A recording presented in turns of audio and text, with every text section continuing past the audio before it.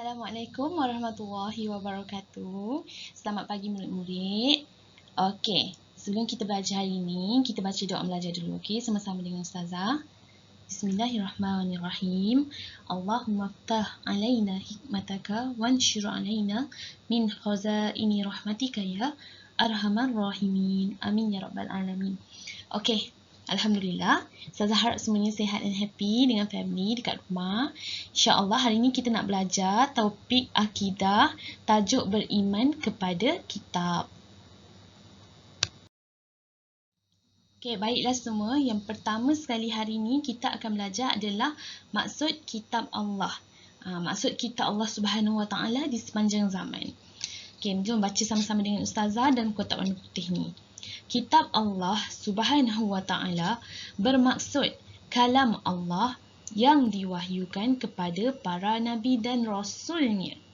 Okey, kitab ini mengandungi syariah dan petunjuk memimpin manusia ke jalan yang benar dan diredai Allah Subhanahu Wa Taala. Okey, maksudnya sebagai contoh Ustazah ambil Al-Quran. Al-Quran tu adalah kitab yang diberikan kepada Nabi Muhammad SAW.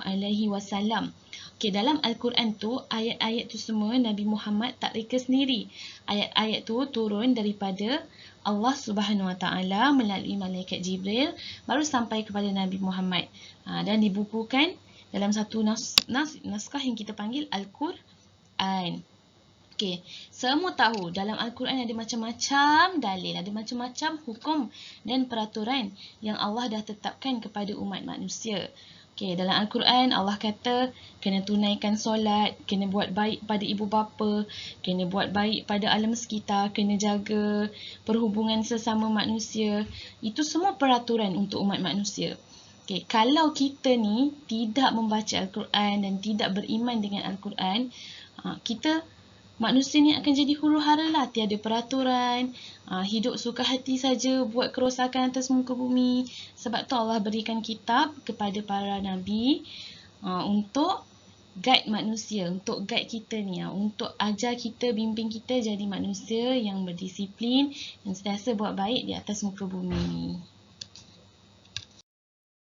Selain daripada tu, kenapa kita kena baca, hayati dan lakukan, amalkan apa yang terkandung dalam kitab, terutamanya kitab Al-Quran, adalah sebab yang pertama sekali kita nak redha Allah. Kita nak Allah sayang kita. Dan yang kedua, kita ni nak masuk syurga Allah dekat akhirat sana nanti.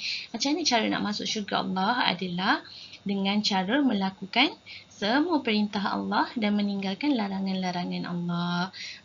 Dan semuanya tu ada dalam kitab-kitab yang Allah turunkan kepada para nabi dan nabi ajarkan kepada kita semua.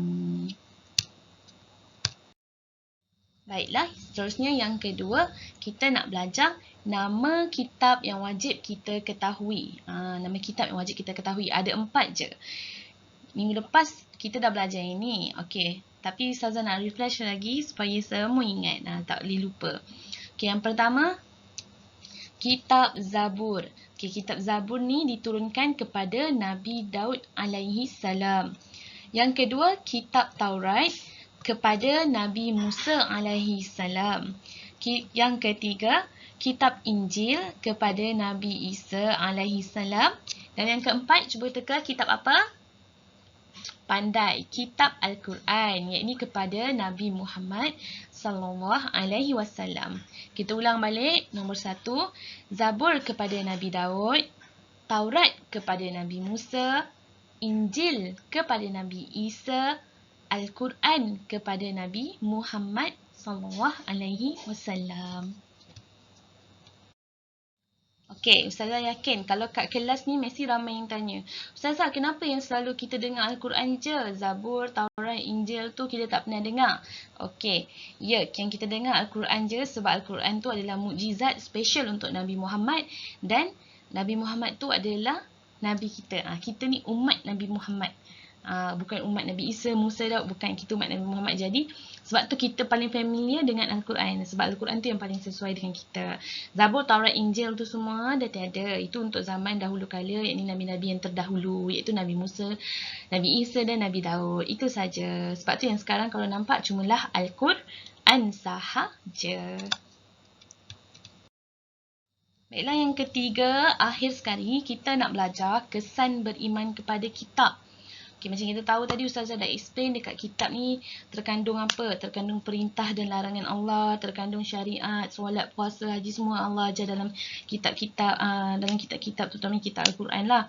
Okay, jadi apa kesannya? Kalau kita ni beriman kepada kitab ni, maksudnya kita buat apa yang Allah perintahkan dalam kitab-kitab tu. Jadi tengok poin ni, poin yang dot ni banyak. Okay, yang pertama, iman kita insya-Allah akan semakin bertambah.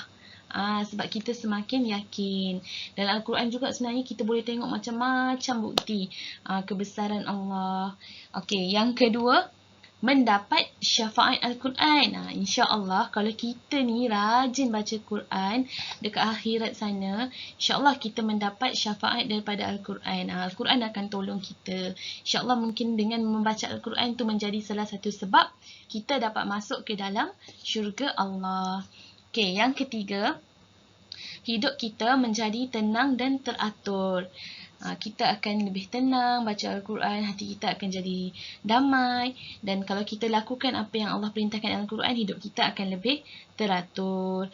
Dan keempat, masyarakat akan menjadi sejahtera. Kalau semua orang baca Quran, semua orang suka baca Quran dan amalkan apa yang Al-Quran, isi-isi Al-Quran tu, insya-Allah tak akan ada kerosakan berlaku dalam muka bumi ni. Jadi kalau tak ada kerosakan, insya-Allah kita akan hidup bahagia, masyarakat semua hidup sejahtera. Tak ada kes-kes jenayah ke apa ke, bunuh ke apa ke, semua tak ada. Semua selamat, semua bahagia je. Okay, dan yang terakhir sekali, semestinya kita akan dikasihi oleh Allah Subhanahu Wa Taala. Kenapa kita akan dikasihi Allah? Sebab kita buat perkara yang Allah suka. Itu sahaja untuk hari ini. Jadi, jadi latihan untuk hari ini mudah saja. Ustazah nak murid-murid semua tulis kesan beriman kepada Allah. Buatlah dalam peta minda ke apa-apa ke, tak kisah. Kesan beriman kepada Allah saja dalam buku tulis. Buat nota cantik-cantik. Itu saja. Dah siap, hantar dekat Ustazah. Itu saja untuk hari ini. InsyaAllah kita jumpa lagi minggu depan dengan tasmik sekali minggu depan. Jaga diri baik-baik, stay safe and be well. Assalamualaikum warahmatullahi wabarakatuh.